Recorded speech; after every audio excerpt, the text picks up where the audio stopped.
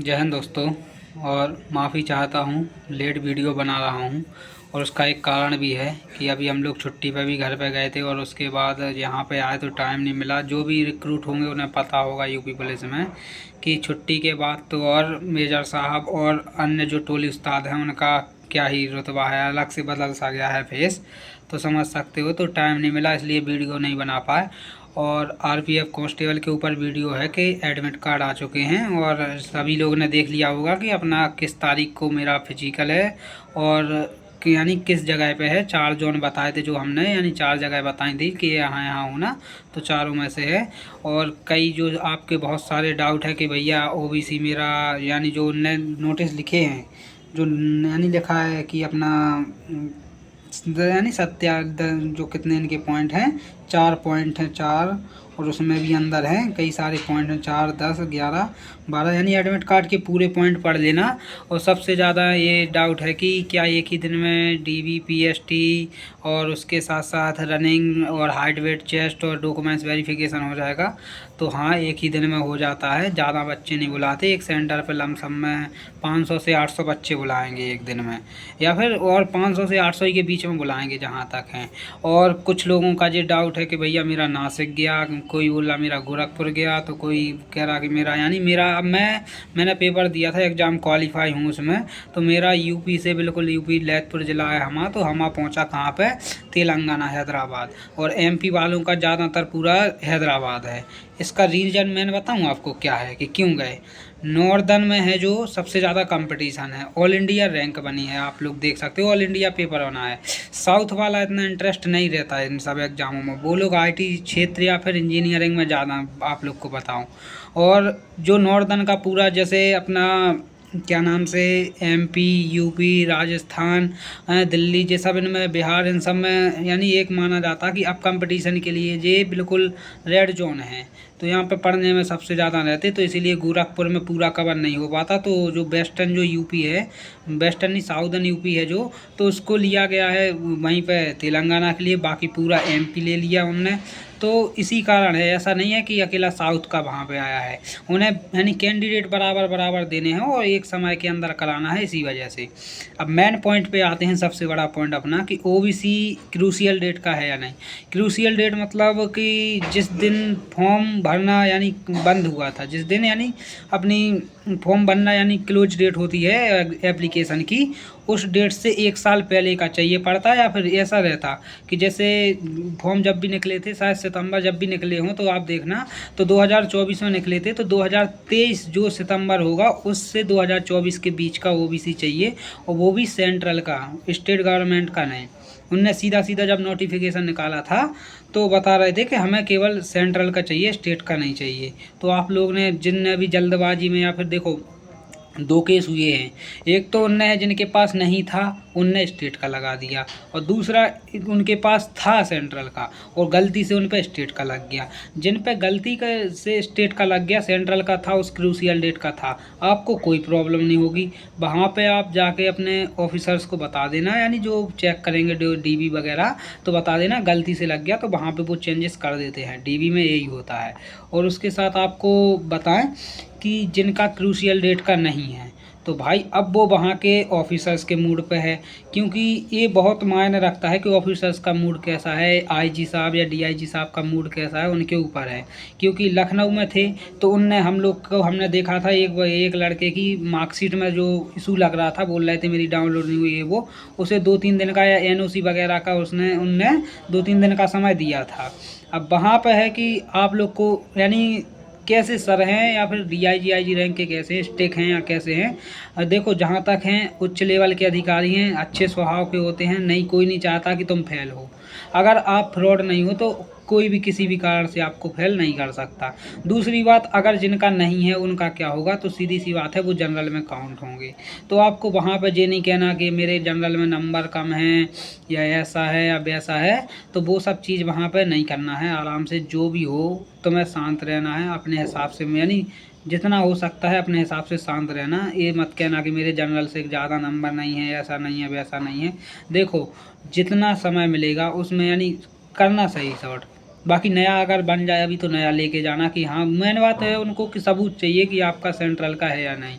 और दूसरा सबसे बड़ा डाउट कि EWS का जो SDM या DM वाला कराना है, तो भाई उस बारे में हमें इतनी ज़्यादा इन्फॉर्मेशन है नहीं। एक आध हाँ, लेकिन नेक्स्ट वीडियो बनाऊंगा उसके बारे में ज़रूर इन्फॉर्मेशन निकाल लूँगा कि क्या उसका इशू है, वो चीज़ हमें समझ में नहीं आ रही थी। और तीसरी बात यानी जो आपको बता ही चुके हैं कि रनिंग में क्या होगा। आप चीज़ समझो कि रनिंग में सबसे पहले तुम्हारी रनिंग होगी, 50-50 का बैच दौड़ेगा, लाइन से लगा देंगे, चिप वाइज होगी, यानी चिप से यानी जो तुम जब मैट पे पैर रखोगे तभी टाइम स्टार्ट होता, तो उससे स्टार्ट होगी। परेशान होने की कोई ज़रूरत नहीं। ऐसा नहीं है कि भीड़ में एक साथ दौड़ा दिया जाएगा, स्टॉप वॉच लगा दी जाएगी, ये सब कुछ नहीं। तुम्हारा चिप के हिसाब से होगा। और 4 राउंड तुम्हें दौड़ते ही रहना, ये मत देखना कि क्या कैसे क्या दम लगा के दौड़ते रहना बस। और आगे चलें, आप लोग ने अपने अपने एडमिट कार्ड तो डाउनलोड कर ही लिए होंगे। तो अभी और आप लोग को सबसे बड़ा डाउट है कि भैया तुम अभी कहाँ हो, तो हम अभी यूपी पुलिस की ट्रेनिंग पे हैं। अभी RPF SI का यानी ज्वाइनिंग लेटर नहीं आया, और जब तक ज्वाइनिंग लेटर ना आ जाए नौकरी छोड़ने का कोई वो नहीं। अब कई लोगों का ये है कि पैसा बढ़ रहा है, तो देखो ज़िंदगी डली है कमाने को, कमाते रहेंगे, लेकिन पर्स यानी रियल बात बताएं कि सरकारी नौकरी को ऐसे यानी छोड़ के घर पे जाना बैठना, फिर वो बेचैनी सी फील होगी। इससे अच्छा है यहीं पे हैं अभी, वो सब चीज़ ठीक है। और उसके आगे चलें, ये सब आपको यानी जो नोटिफिकेशन में सीधा सीधा बताया गया है कि आपके कोई भी तथ्य झूठे मूठे ठहराए जाते हैं तो आपको अयोग्य घोषित कर दिया जाएगा। तो OBC वाले जो होंगे, या अगर सेंट्रल का नहीं है तो वो जनरल में क्लियर उनको यानी फाइट करनी पड़ेगी। तो आप यानी ये दिमाग में सोच लो, क्योंकि गलती अपन पे हो चुकी है। हाँ, अगर आपका है और जिनका नहीं भी है तो अभी टाइम है, बनवा लो। हो सकता कि अधिकारी के मूड पे, सीधा आपको बता रहे कि आपके मूड पे कुछ नहीं है, अधिकारी चाहेगा तो आपका एक भी डॉक्यूमेंट्स नहीं होगा वो वेरीफाई कर देगा। और साथ साथ आपको क्या क्या डॉक्यूमेंट्स ले जाने वो बात सुनो। सबसे पहले कि आपको आधार कार्ड, पैन कार्ड हो तो पैन कार्ड, और एडमिट कार्ड की 2 से 3 फोटोकॉपी ले जाना, 2 से 3 फोटोकॉपी ले ही जाना। 10th की मार्कशीट की 3 फोटोकॉपी करा लेना, मंगाया 2 है लेकिन 3 करा लेना, ठीक रहता है। और ओरिजिनल भी लेना। और 12th की 2-3 फोटोकॉपी और बस ओरिजिनल। निवास अगर डोमिसाइल यानी ले जाना है ठीक है, लेकिन वहाँ पर चेक उतना नहीं किया जाएगा। डोमिसाइल भी अपना ले जा सकते हैं, उसकी 2-3 फोटोकॉपी, यानी सबकी फोटोकॉपी 2-3 करानी है।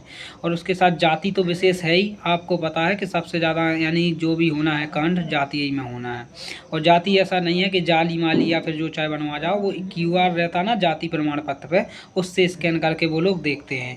और उसके आगे चलो तो ये सब हो गए। जिनने ग्रेजुएशन लगाया है तो ग्रेजुएशन बस, और ज़्यादा फालतू की चीज़ कुछ नहीं। आराम से अपना और फोटो जो उनने बताया यानी जो जो डिक्लेरेशन दिए हैं उसमें आप वो पढ़ लें और उस हिसाब से अपना सामान ले जाएं।